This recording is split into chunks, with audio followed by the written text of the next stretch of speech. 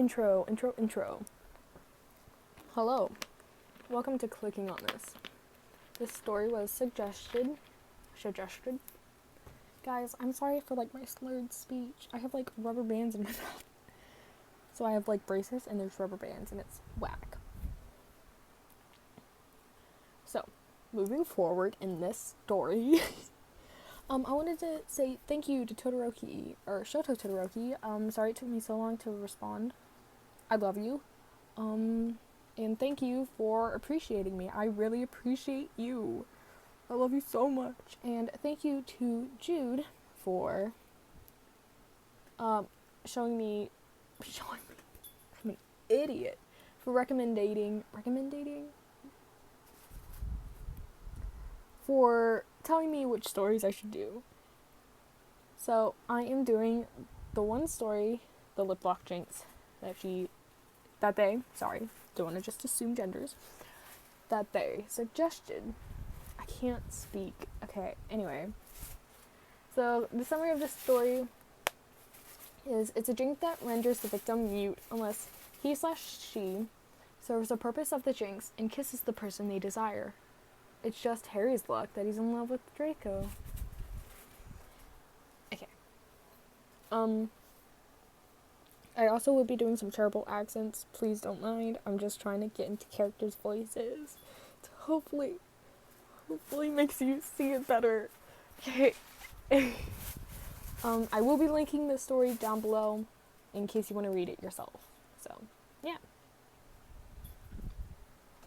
Harry figured it was Ginny's that had hit him off and knocked him off his broom. Ginny always had been with hexes, was Harry's first thought. 2 minutes later, as he sprawled on the ground of the Quidditch pitch, his second thought was, shit, ow, my bloody arm. I knew I shouldn't have agreed to practice today with these wankers, was his third. Ron, sometimes I hate your sister, would have been his fourth, had the Gryffindor Quidditch team not suddenly flocked around him and proceeded to drag him towards the hospital wing in panic that they had done some permanent damage to the savior of the wizarding world. What, so now you're worried about me? Should have thought that when you lot were firing jinxes at me while I was 20 feet in the air, thought Harry sullenly. Ginny tightened her grip on his shoulder, ow, as if sensing his thoughts, and grinned at him, eyes shining with glee. You'll be all right, Harry, she said cheerily. Throughout the pain that he and his arm felt at being manhandled by a bunch of burly 5th and 7th years,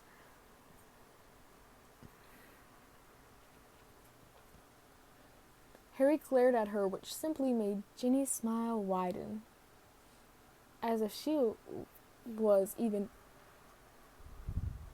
relishing the fact that she had Jinx to mute. Your brother and I are going to talk about this, you realize, Harry thought grumpily as his vision started to swirl.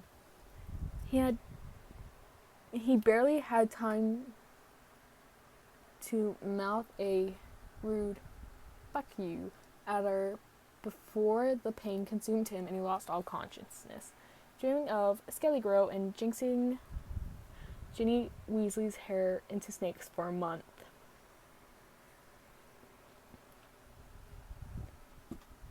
When he woke up, it was to a white ceiling of the hospital wing. He and the white ceiling of the hospital wing had grown to have a quite loving relationship with each other. Harry visited often, more often than he would like, if he was to be honest. And the white ceiling kept him company whenever he'd be confirmed and gave him comfort by, well, alright, so the white ceiling wasn't very comforting. Harry appreciated its efforts, though. Mr. Potter, how nice of you to join us, said Madame Pomfrey with amusement, as she neared him with 2 glasses and a bottle of questionable liquid.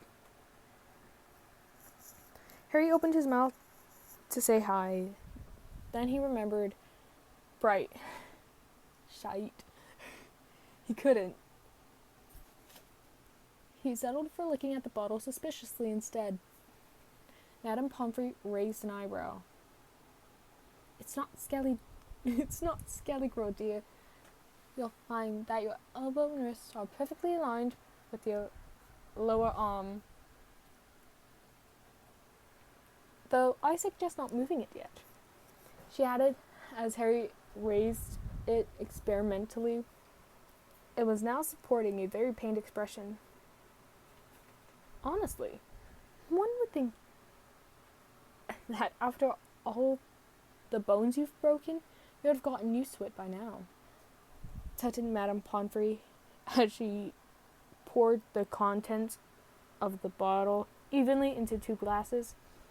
She gave one to Harry, and the other she gave to the person lying down on the bed beside his.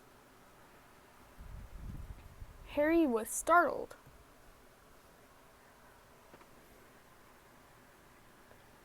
Realizing for the first time that someone else was in the infirmary, but his surprise did not compare to the blood-chilling shock he felt when he saw just who it was. Draco Malfoy. The one who got him into this whole mess. Okay, well, not really. It was Ginny's entire fault. After all, it wasn't like Draco had any idea. Draco raised an eyebrow at Harry's jaw-dropped expression and merely nodded his greeting quietly before ignoring him completely and turning back to the androgynous task of swallowing a glass of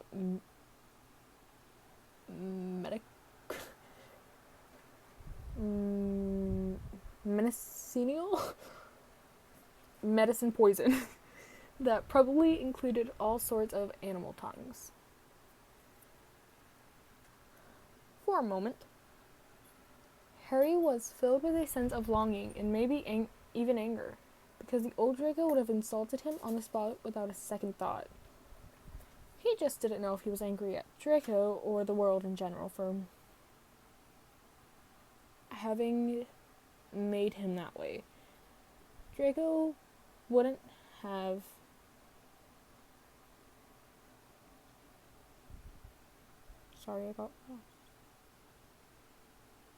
Draco wouldn't have just sat there, looking solemnly at the empty glass.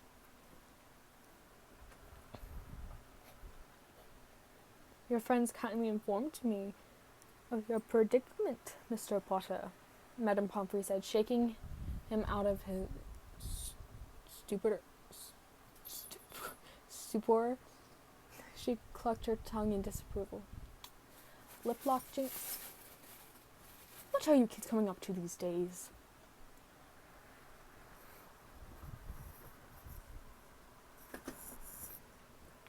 Draco raised his head in interest, but otherwise didn't look at Harry, who flushed excessively. Ooh. I dropped my phone.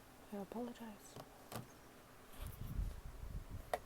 You realize that I can't do much for you, Madame Pomfrey continued. The lip lock, Jinx, can only be removed by the caster, or if you fulfill the requirements expected of you. Here, her lips curled up slightly in amusement. Harry wanted the floor to eat him. Oh, he knew the requirements. The lip lock Jinx was a Jinx that rendered the victim mute until he or she kissed the person they desired. It was a common prank in parties. If one was desperate enough for either a snogging show or a slapping one. It has recently grown quite popular in Hogwarts, as started by the 8 years. Seamus Finnegan, in particular. Professors had tried to stop it by forcing the casters to take off the spell. But most of the time the victims themselves refused to tell who casted it on them for the sake of pride. Last one who told was called a pansy by the rest of her house, and consequently the rest of the whole student body. There circulated rumor that her heart's desire was actually Draco Malfoy, and Harry knew it was awful of him to be glad the girl didn't go up and plant a big wet one on Malfoy. I don't suppose you'll tell me who casted the spell on you, so we can give them proper reprimands? Madame Pomfrey asked, one eyebrow raised. Harry only smiled at her sheepishly. She sighed. Thought not. She then gestured to the glass of the questionable liquid in Harry's hands, which Harry actually planned on vanishing as soon as her back was turned. Unfortunately, she seemed to read his mind and waited patiently for him to drink it in front of her. Harry did, and he thought that jinxing Ginny's hair into snakes for a month was too merciful. When Madame Pomfrey was satisfied that he had drank the very last drop, she took his and Malfoy's glass with her and left them to stern instructions to get some rest.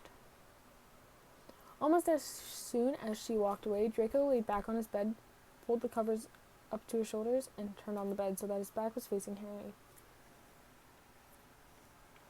Because of this, Harry had no qualms about staring openly at him or his back. After the war, Harry didn't hear much of Malfoy, other than he was on probation for 3 years. Harry was surprised the day he arrived in the newly renovated Hogwarts for his 8th year and saw Draco Malfoy in the Great Hall. What surprised him even more was that the Slytherin had looked so pale, so subdued, so very different to the proud and regal Malfoy demeanor. As weeks passed, Malfoy mostly kept to himself. The other Slytherin 8 years were Blaise and Bonnie, and Theodore not, but Malfoy kept away from them as well. For what reasons, no one knew. It was mid-October when Harry realized, with a sense of dread, that he, once again, growing to be very much obsessed with Draco Malfoy. It had been easy to ignore when he was busy with the war, and even easier during the summer, after Voldemort's death, out of sight, out of mind, after all. But now seeing Draco every day made him hyper-conscious of the boy's every movement. It was like 6th year all over again. Actually, it was like every other year at Hogwarts, only this time, Harry had no excuse behind it. Dark Lords were vanished, Wizarding Worlds were saved, and he and Ginny had come to agreements that they were better off as friends. Speaking of Ginny, Harry wasn't the only one who realized the appearance of his rapidly growing obsession. Hence, the plan that Ginny had badly influenced the whole Gryffindor Quidditch team to implementing with her to hit Harry with the infamous Jinx. The bloody wankers were more than happy to oblige, saying that they merely wanted to give their beloved captain's very stagnant, almost non-existent love life with a happy ending. Bullocks. They really wanted to just see Harry embarrass himself.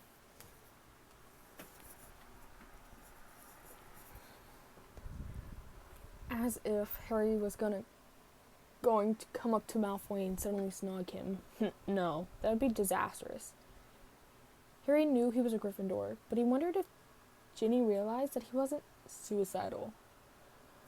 Sighing, he buried deeper under the covers and scrambled to the drowsy effects of the potion, dreaming of kissing Draco Malfoy.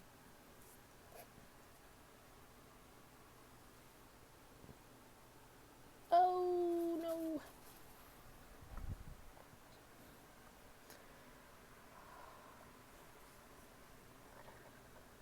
The next time he woke up, it was to sticky sheets and the realization that he really did miss Malfoy's sneer. The bed next to his was empty, and so was the rest of the hospital wing. With the burning face, he quickly figured off himself and the bed and convinced himself that Madame Pomfrey wasn't going to send an army of infirmary towards him if he went out of the infirmary now. He could already move his arm without wincing at all.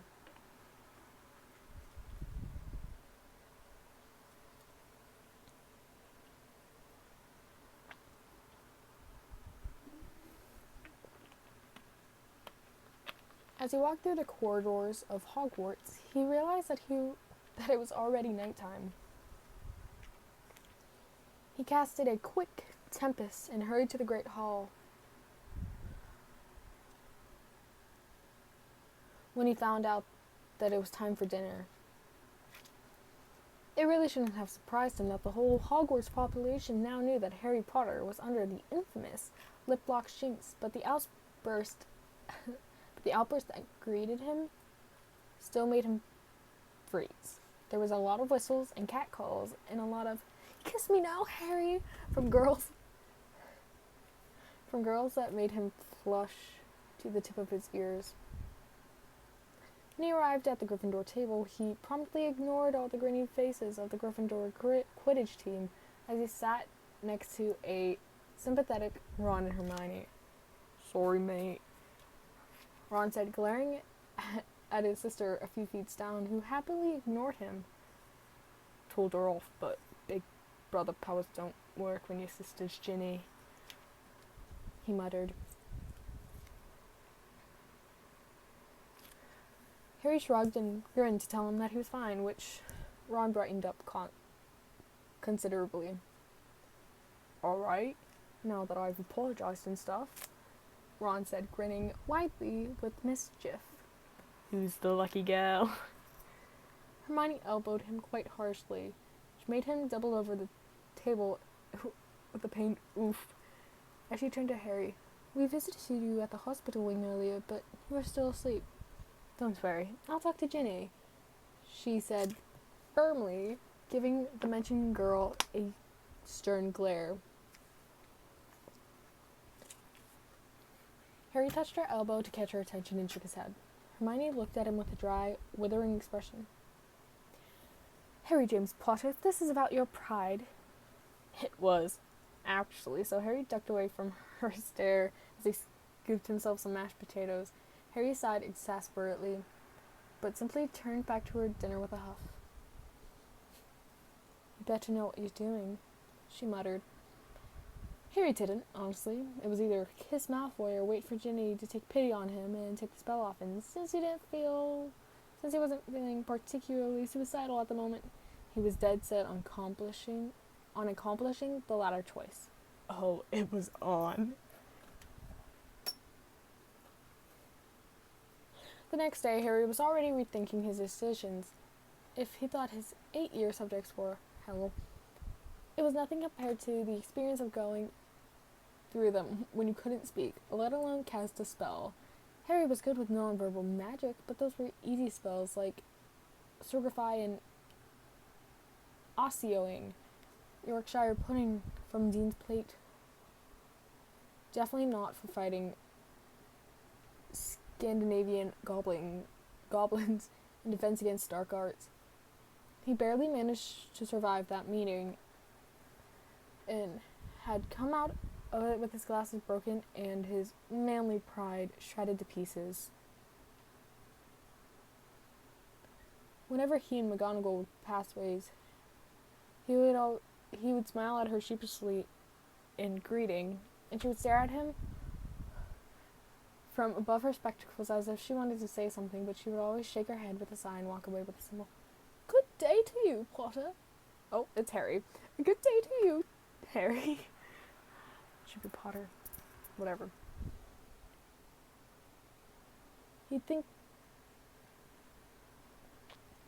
about just kissing Malfoy to get it over with. And it's not like it was such an unwelcome event for him. But then Malfoy would turn the corner and they'd pass each other, drag up his head down as usual, and Harry with his heart caught in his throat. Okay, so kissing Malfoy is out of the option. So begging for Ginny to take the spell off? Definitely not.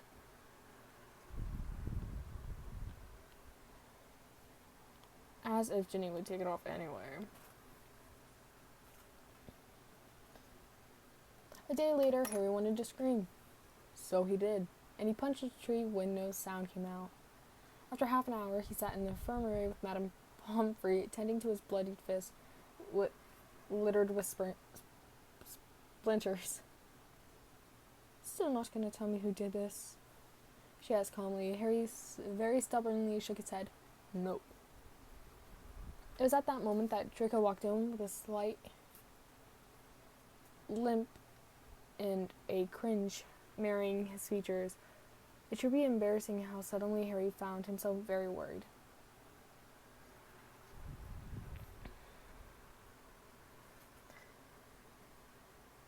Madame Pomfrey immediately stood up from her stool in front of Harry and walked over to Draco, frowning thinly.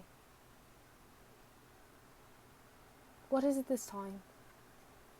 It wasn't accusatory. It wasn't accusatory, it was more of a deeply concerned.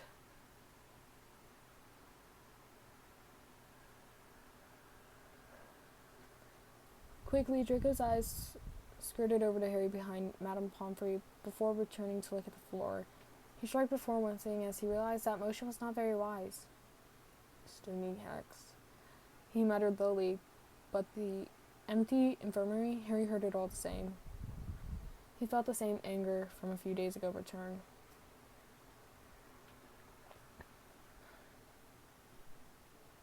Madame Pomfrey made a loud disapproving sound. She looked so very upset and angry. Merlin, children these days, I ought to. She quickly cut herself off, taking a deep breath. Sit down, Draco. I'll get you a potion for you in a bit.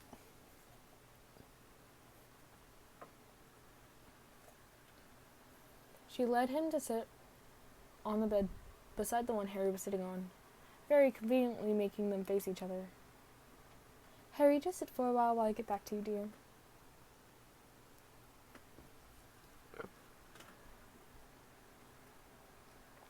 Harry nodded, even though she had already turned away from him and disappeared in the back room of the infirmary, where some of her potions were stored, leaving an uncomfortable silence to hang between the two boys.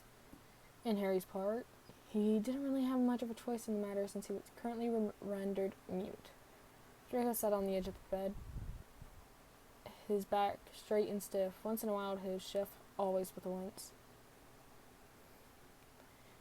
Harry couldn't take it anymore. He made a grunty noise. Yes, way to go, Potter, very civilized, to get Draco's attention, and when Draco snapped his head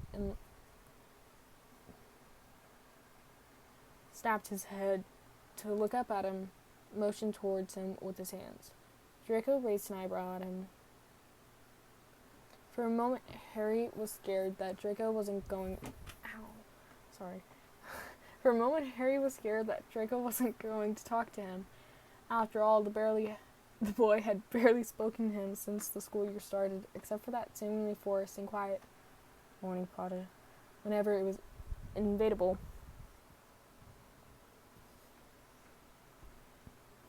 Why do you care? Was Draco's stiff reply, almost bitter. Out of the habit, Harry glared suddenly at that. I do, he thought, but he couldn't say it. Even if he could, he didn't know how to say it. He just sat there sulking. When Draco spoke again, Harry almost jumped out of his skin in shock.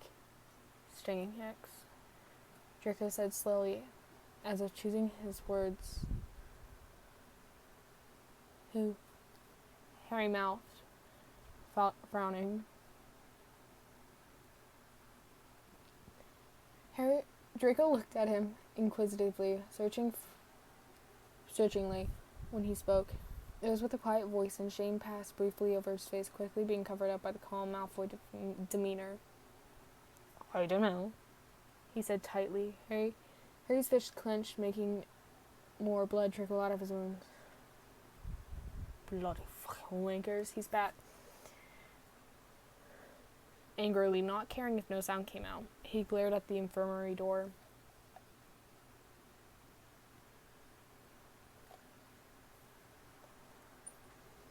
He didn't know if Malfoy understood what he said, so he was surprised when an amused smile stole over the other boy's feature. They are, Potter, Draco said agreeably, before a look of discomfort clouded his face. Oh, I suppose I deserved it, though, he muttered bitterly, body stiffening once again. Harry immediately shook his head, messing his already disorderly hair. Nobody deserves it, he thought fiercely, but didn't know how to tell him. Alright, so Voldemort does. A whole bloody lot of stinging hexes. And your aunt too, but not you. At least, I don't think so. He suddenly felt very sad. The war was over. Why couldn't everyone move on? He made a noise of frustration, not being able to say anything.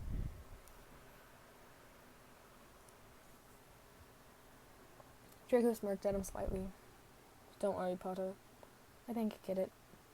No need to worry your little brain over it. He said just like that, the sadness disparated. Draco was actually insulting him now. This was improvement. Harry rolled his eyes, but grinned openly at him, even though he felt kind of stupid just sitting there not saying anything. A look of surprise filtered over Draco's face, and Draco quickly looked away in discomfort. Another awkward silence enveloped them after that. Harry had no idea how to break the ice this time. Asking about the weather was already pretty lame, more so when you're rendered mute. And Draco had this disposition that seemed like he didn't want to talk anymore. Harry scuffed his shoes against the floor, feeling pretty self-conscious as they stayed that way, and they stayed that way until Madame Pomfrey returned, fussing over both of them, but and all but forcing them to drink more questionable liquids.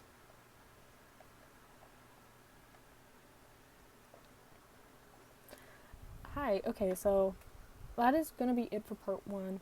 I will make sure to do more in the future. Yeah, let me know if you enjoyed this.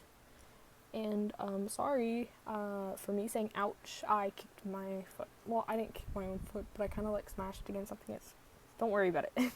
Anyway, yeah. Peace.